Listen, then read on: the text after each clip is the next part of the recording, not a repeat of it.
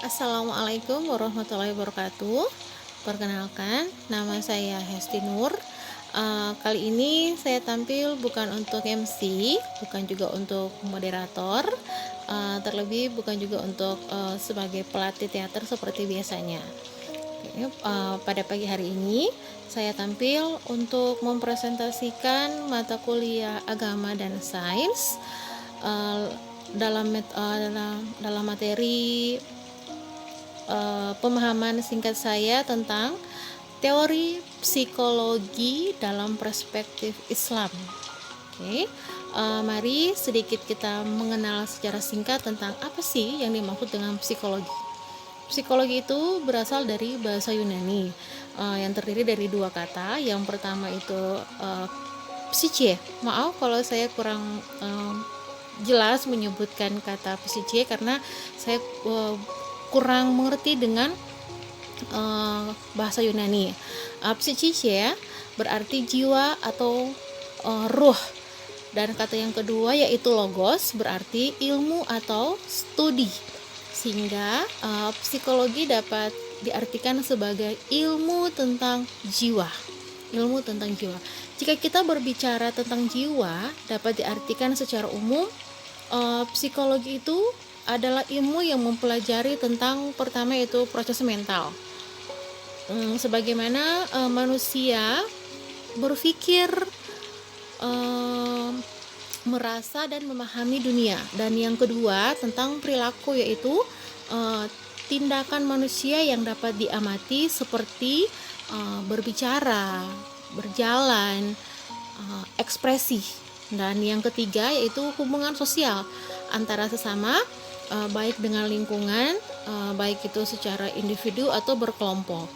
Nah, jika psikologi dipandang atau perspektif dalam Islam, hal ini memiliki dimensi yang lebih mendalam, karena dalam keislaman tidak hanya mempelajari bahwa manusia itu sebagai makhluk biologis atau sosial, tetapi juga sebagai manusia, makhluk ruhani yang merujuk pada hubungan antara Allah Subhanahu wa taala dan manusia. Oke, yang pertama, hubungan antara Allah Subhanahu wa taala dan manusia, atau yang lebih kita kenal dengan istilah hablum minallah, diartikan sebagai jiwa yang sehat adalah jiwa yang dekat dengan Allah Subhanahu wa taala. Nah, sedangkan untuk hablum minannasnya yaitu hubungan sosial yang komunikatif, yang harmonis, yang terjalin antara sesama manusia. Nah, kedua unsur ini, hablum minallah dan hablum minannas, condong kepada diri kita sendiri sebagai manusia, yaitu dalam hal, kalau berbicara tentang psikologi berarti berbicara tentang emosi, mental, nafsu. Kalau dalam keislaman, hal seperti itu lebih condongnya untuk ke penyucian jiwa, atau yang lebih dikenal dengan tazkiyatun nafs. Ya, tazkiyatun nafs.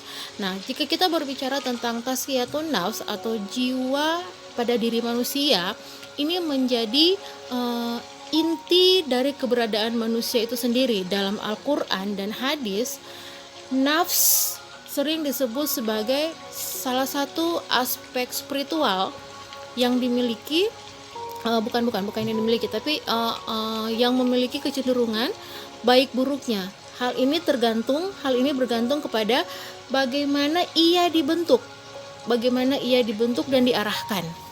Nah, dalam Islam, nafs ini terdiri dari tiga, yaitu yang pertama nafs amarah.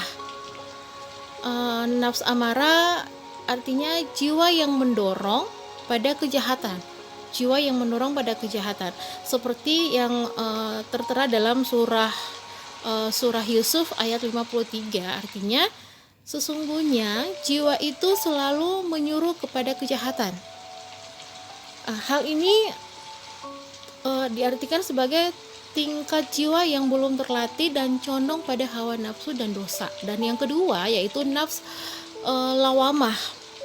jiwa yang mencela diri sendiri. Seperti dalam surah Al-Qiyamah ayat 2, artinya, dan aku bersumpah dengan jiwa yang selalu menyesali dirinya sendiri. Ini kembali pada dirinya sendiri ya. Hal ini diartikan bahwa jiwa ini sadar akan hal yang diperbuat itu salah, menyadari kesalahannya, menyesali dosanya, dan berusaha untuk memperbaiki diri. Nah, yang ketiga yaitu nafs mutmainah. Nah, nafs mutmainah ini yaitu suatu ketenangan, seperti yang dalam surah Al-Fajr ayat 27-28 yang artinya, hai jiwa yang tenang, kembalilah kepada Tuhanmu dengan hati yang ridho dan diridhoi. Nah, hal ini lebih condongnya yaitu jiwa yang telah mencapai ketenangan karena dekat dengan Allah, ridho kepadanya, dan diridhoi oleh Allah Subhanahu wa Ta'ala.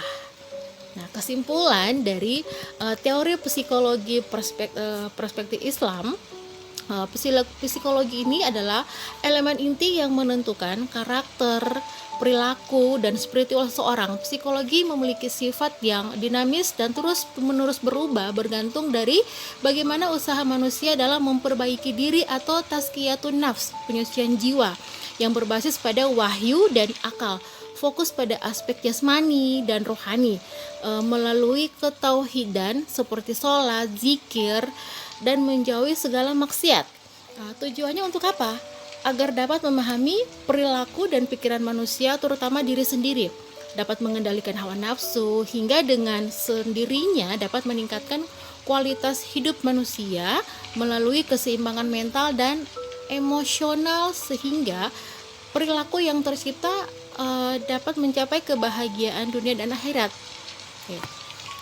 Psikologi itu psikologi Islam ya, mengajarkan bahwa kebahagiaan sejati berasal dari hubungan erat dengan Allah Subhanahu wa Ta'ala dan hidup sesuai dengan nilai-nilainya. Mari terus belajar dan mendekatkan diri kepada Allah Subhanahu wa Ta'ala. Akhirul kalam, ketahuilah bahwa dalam tubuh ada segumpal daging. Jika ia baik, maka baiklah seluruh tubuh, dan jika ia buruk, maka buruklah seluruh tubuh. Ketahuilah itu adalah hati. Terima kasih sudah menonton materi saya. Wassalamualaikum warahmatullahi wabarakatuh.